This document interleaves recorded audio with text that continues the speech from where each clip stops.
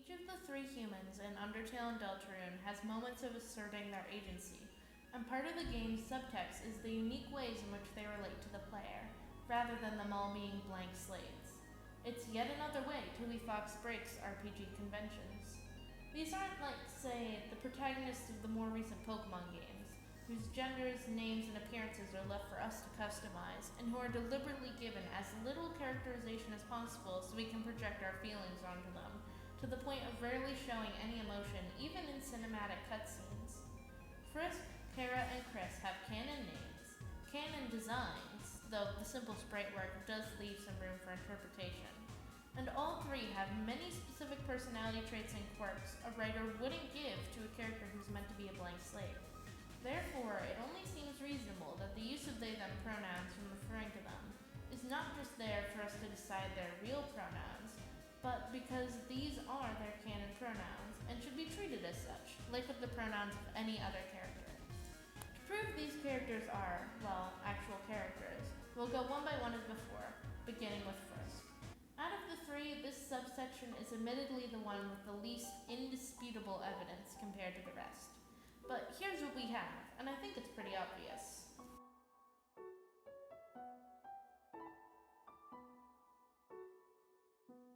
Now, I totally get why people project onto Frisk up to this point in the narrative, including assigning them different pronouns. It wouldn't be a plot twist otherwise. Even their design seems to lend to that, with the same unrealistic bright yellow skin Legos and emojis have to make them more race neutral. Not that I really agree with that design decision of Toby's, but that's a rant for another time.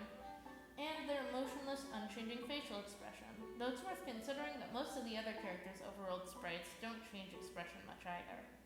And this actually works to Undertale's benefit through most of the game, making the connections you forge with the monsters feel more personal. But if Frisk were only ever meant to be a blank slate, then what is the purpose of giving them a canon name and waiting until the end of the game to reveal it as a plot twist? To me, the significance of this moment is that it asks the player to be willing to change their perspective. Throughout the True Pacifist run, you help Frisk to change the mindsets of the characters you come across. This is perhaps most obvious with Undyne, who has been raised to see all humans as the enemy, but comes to admit that at least some humans are okay, I guess, after befriending you. Along the way, you learn that there's more to these monsters than first impressions may suggest. Again, Undyne being a great example. Now the game is asking you to look deeper one more time, and presenting you with the challenge you posed to all the other major characters. Do you see now that there is more to this person than you first saw? Are you willing to recognize Frisk's autonomy? Can you respect this character's identity, including their pronouns? And hey, remember that scene I mentioned earlier where Flowey asks you to let Frisk live their life? He's literally asking you to let Frisk be free and truly themselves, rather than resetting and taking control of them again. Though we may have directed their actions on the underground, they now have a life beyond us. Now, the connections you forged as the player with the monsters of the underground shouldn't feel any less personal or meaningful once you recognize that Frisk isn't just you. You still experienced all that with them. I started out in this fandom as a big Sans fan, even nearly broke out into tears once while watching a dub of a comic that featured him. I didn't stop being attached to him after I came to realize that Frisk is not me, but a character with depth in their own right. I just happened to start liking Chara more around the same time. Also, appreciate Alphys more, you cowards! If at this point you're asking, well, what kind of personality does Frisk have independent of the player? Because they've always just seemed like a blank slate to me. Well, just look at the available act options in-game and the details of how Frisk acts them out, or the way their responses to other characters' questions are phrased. I think the surprising number of opportunities to flirt with monsters, from tutorial to a featureless slime, is a prime example. There's also this moment during the hangout with Undyne. To progress the scene, you just have to choose the tea box, but if you select the soda first, Undyne has this response. Wouldn't it make more sense for the game to assume, since you freely picked the soda, that you actually wanted it and come up with some other excuse for why you can't have it? Well, no, because the game isn't assuming your response. It's telling you what Frisk's reaction was. Here's the game hinting that Frisk is their own person before you even learn their true name. The act options for the encounter Snowdrake's mom in the True Lab play out similarly, with Frisk refusing to heckle or laugh at the Amalgamate even if you command them to. That reminds me, I noticed when going over the act options in the game that there are a surprising number of mean ones early on, but hardly any later in the adventure. In the ruins, you can threaten Frogget, terrorize Whimsun, threaten Napstablook, devour Vegetoid, and pick on Lukes, which if you then kill it, will actually grant you more EXP than just killing it outright would. In Snowdin, you can heckle Snowdrake, steal Icecap's hat, ignore Greater Dog, and insult Papyrus, though he takes it pretty well. I would include ditching Jerry, but, you know, he's Jerry. From there on out, however, there are barely any obviously cruel act options. You can shoo at Aaron and Waterfall, but it normally has no effect. You can criticize Vulcan and Hotland. You can pick on Astigmatism in the core, but half the time that's what it wants you to do. And the meaner options in Mettaton's EX fight, Boast and Heel Turn, are just Frisk playing to the audience to earn more ratings. Some options will annoy enemies, such as touching Washua, flexing near Kenny, or challenging Undying, but none of these are as intentionally harmful as any of the earlier Ruins examples. Why did I spend time going on that detour? To show that Frisk grows kinder over the course of the game. They start out just as willing to scare the monsters off as to befriend them, but become more considerate towards their enemies the more they encounter them. And that character growth happens regardless of how many monsters you kill. After all, the act options are the same on any neutral route as on the Trupasca route. Frisk's personality develops on their journey regardless of our influence. They are their own person with predefined traits. So what reason could there be for the game to leave their gender, of all things, something as core to a person's identity as their name, as something we decide? Does it really make sense to assume that the use of solely they/them pronouns for this character is for a purpose that contradicts everything I've just talked about, rather than those just being their preferred pronouns?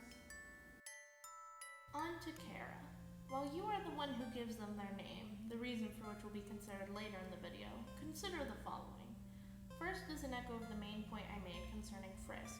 If the purpose of Chara's entire character was meant to be just a reflection of you as the player, then why give them a true name at all? It's like with Link from the Legend of Zelda franchise. In most games you can give him whatever name you want, even a feminine one, but at the end of the day, he's not a total self-insert. He's a distinct character, canonically named Link, and canonically a boy. Second, Chara's backstory is integral to the setup of Undertale's plot and provides a good amount of hints at their original personality. Even more if you subscribe to the narrator Chara theory. This easily makes them less of a blank slate for the player to project onto than Frisk, who, as we just discussed, isn't truly a blank slate themselves. Chara has enough characterization for us to know some canon things about them, including their name and preferred pronouns. These are facts that shouldn't just be ignored under the excuse of it's up for interpretation. Third, Chara makes a clear distinction between the player and themselves and their monologues at the end of the No Mercy route, assuming it's the player being spoken to and not Frisk. In case you forgot, here are some reminders, voiced by yours truly. Greetings. I am Chara. Thank you. Your power awakened me from death. My human soul, my determination, they were not mine, but yours. With your guidance, I realized the purpose of my reincarnation. Power. Together, we eradicated the enemy and became strong. Interesting. You want to go back. You want to go back to the world you destroyed. It was you who pushed everything to its edge. It was you who led the world to its destruction. But you cannot accept it. You and I are not the same, are we? This soul resonates with a strange feeling. You are racked with a perverted sentimentality. I cannot understand these feelings anymore. I feel obligated to suggest, should you choose to create this world once more, another path would be better suited. To say there is no connection between Chara and the player would be unfair. I mean, if their hatred was directed towards humanity for their whole life, why do they end up taking out that rage on the monsters, the ones who were actually kind to them, in the No Mercy run?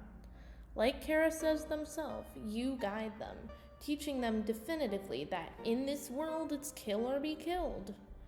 And the influence you have on them is much more obvious, going by the previously mentioned theory that they are the game's narrators in all runs. But that's a whole other can of worms. If you want to watch a video about that, the channel Judgment Boy already has you covered, links in the description. Like with Frisk, Chara presents the player a challenge. Can you recognize that you are at fault for the No Mercy run, rather than blaming your actions on a damaged kid who learned from your example and never got the chance to grow beyond their mistakes? Part of meeting that challenge is recognizing that Chara is, or at least used to be, their own whole person. And a necessary component of that is respecting their canon pronouns, they, them.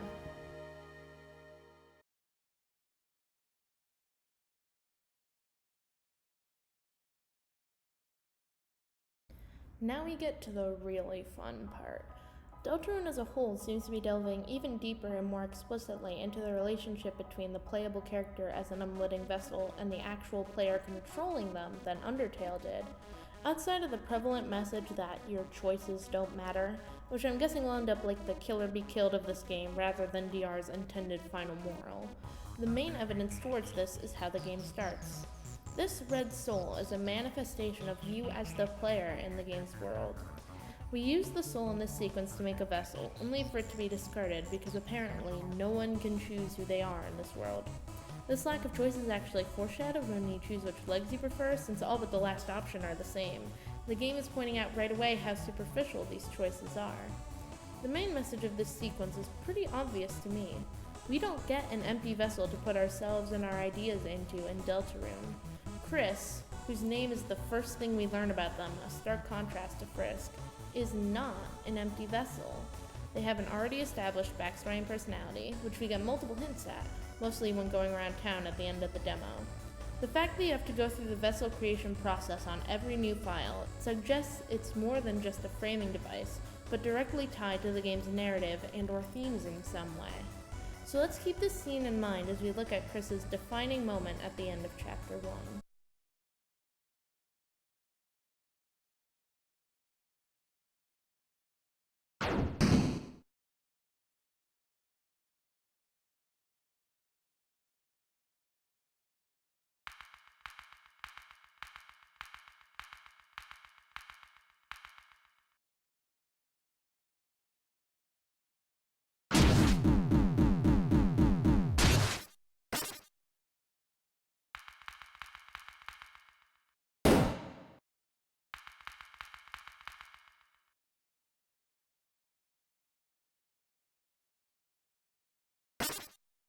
Now, I totally get why many people would immediately assume that Kris has been possessed by a post-No Mercy Chara here. I'm pretty sure the visual similarities between this scene and the one that plays if you choose to stay with Toriel in a soulless pacifist run in UT are intentional. And we can't say with certainty that this isn't what this is until the rest of the game comes out, or Toby Fox says otherwise. But remember how I proposed the red soul, at least in DeltaRune, is a manifestation of the player? This is actually reinforced in this scene, because you're able to move the soul back and forth within the cage. We've been controlling Kris via that soul the whole way through the game, and now, Kris is done with us. This is their prime moment of agency in Chapter 1, reclaiming ownership of their own body, and I doubt that it will be their last. There's a ton of other stuff I can mention about Kris, like how they have their own save file which you overwrite to save your progress. Their ability to play the piano is worse than normal with you controlling them, according to the hospital receptionist. Multiple NPCs in the town, including this hospital worker and Noelle, will comment on Kris seeming more talkative or looking off today because you're making them interact with people more than they're used to. The narration says Kris feels bitter if you throw away the one possession in their inventory, the ball of junk. Bitter isn't the emotion one would feel if they did this of their own free will. Or all the hints at Kris's true personality as an introverted, codependent prankster, with additional little details such as them liking chocolate and the church's sick fruit juice, and how they bond with Susie over the course of the day to the extent that they jump to defend her at the end of the King's fight on their own, call her a friend over the phone tutorial, and get visibly annoyed at Monster Kid when they talk trash about her. But that could be a video in itself. My point is, if Frisk and Chara's individualism from the player was subtle in Undertale, this is pretty straightforward if you know where to look. Kris is a distinct character, which means their gender is not up to our interpretation. Before we move on, I would like to point out that there is another character in one of Toby's games with a thematic relationship to the player, one who serves as a direct analogy to us while being far from a blank slate. It's the first character who talks to us in Undertale, Flowey the Flower. It's made clearest enough in, funnily enough, the same run where we meet Chara face to face. If Undertale's a game, Flowey is a player, replaying it over and over, testing how the world would react to our actions, looking for different endings, and never fully empathizing with the characters. For him, it was due to his lack of a soul. For us, it's because we know the characters aren't real. But Flowey isn't a character we're meant to project our identities onto. Sure, we can have headcanons about his personality and theorize about aspects of his backstory left in the dark, but what is said about him we all treat as canon. Mainly that, 1, his name is Flowey. 2, he is a soulless reincarnation of Azrael, a combination of his dust, some human determination, and a vessel, a golden flower. 3, he uses he/him pronouns like Azrael did, confirmed through a phone call with Papyrus. Changing any of these things about Flowey's character is straying from the original text. No one would argue that. The point is that Frisk, Chara, and Kris are all also analogs for the player in their own ways. Frisk and Kris are our, for lack of a better term, puppets, however unwillingly. And Chara, at least on the No Mercy run, is a representation of both our tendency to thoughtlessly grind enemies in RPGs and the somewhat sadistic satisfaction we get from doing so. But like Flowey, they are concurrently their own distinct characters, with canon aspects of their identities separate from whatever we may initially project onto them. The fandom already treats their names as canon. We've seen what pronouns others refer to them by, they, them, theirs. So why do we not treat those as their canon pronouns? Why is changing them considered a valid interpretation of the original text, rather than an alteration of it?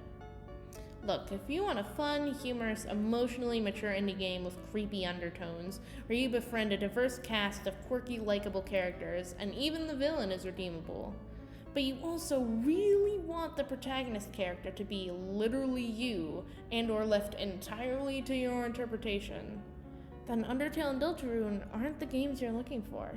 But there are other options. Check out Smile for Me by Hugo Limbo and Gabe Lane. Seriously, it's just $13 on Steam.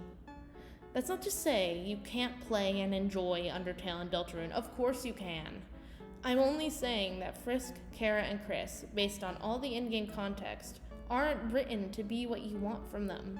They aren't us. They aren't blank slates. So just respect that. Let them be non-binary. That's the bulk of the argument done, but when discussing canon, there is one thing that always has to be considered.